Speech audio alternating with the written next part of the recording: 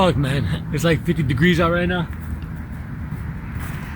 I wanted to talk about what I learned from working 80 hours. I don't work 80 hours anymore, but when I did, it was pretty brutal. 40 hours at my restaurant job, 40 hours at Chick-fil-A, and it was kind of psychotic. With meal prep, I'd wake up at 7 a.m. I would drive my electric scooter to Chick-fil-A, work 7 hours, my pleasure type shit, scooter back home, take a shower, go to my other restaurant job, work 6 hours.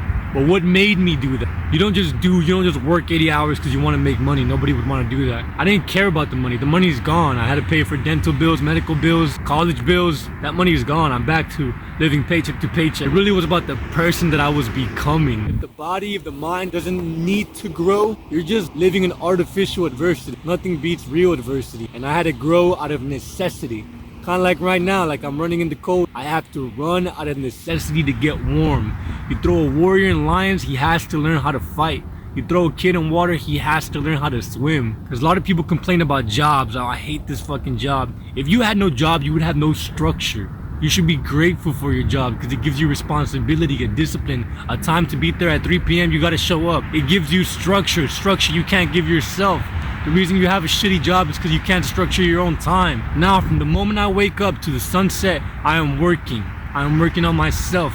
I am working on my music. I'm working on my spirituality. I'm working on maintaining relationships with my family. I'm working on my health. I'm working on learning more. I'm working on how to write. I'm working on how to interpret life better. I'm working on studying my mind. When you start structuring your life over time, it compounds and you no longer need a job. If you make a service, eventually there will be profit. It might not be monetarily at first.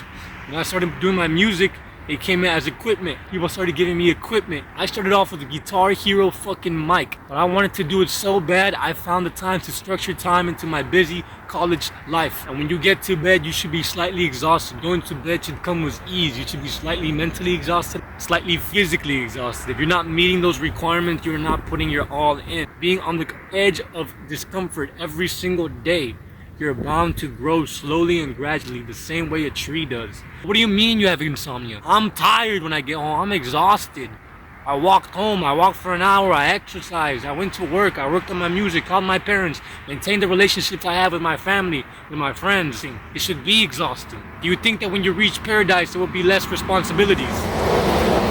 Do you think that once you make it to this fantasy that you call heaven, there will be no responsibilities, that you'll get to fuck around? The prerequisites to get into a heaven state mind are difficulty, because it's going to be even more difficult. With great power comes responsibility, but that means that responsibilities give you power.